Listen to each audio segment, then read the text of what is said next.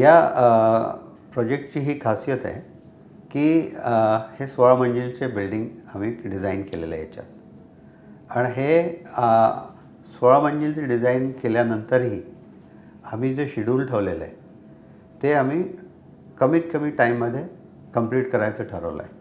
कारण की हे आमचं कमिटमेंट आहे सगळ्यांना वेळेत घर मिळाले पाहिजे.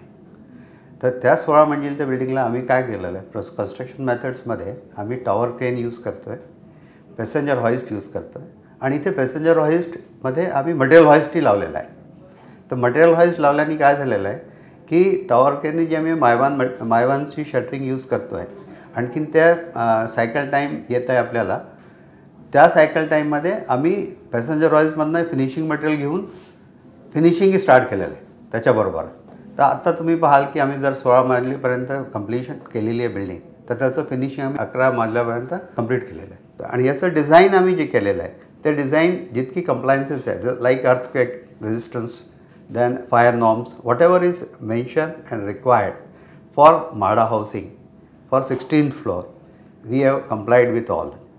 So this is helping us to deliver good quality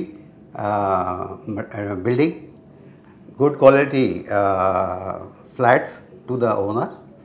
And although it is a PMY project, so but we have not compromised with the quality. It's the thing is whatever is being delivered to the customer or being delivered to the customer, it will be same as if it is some sales building sort of thing, flats.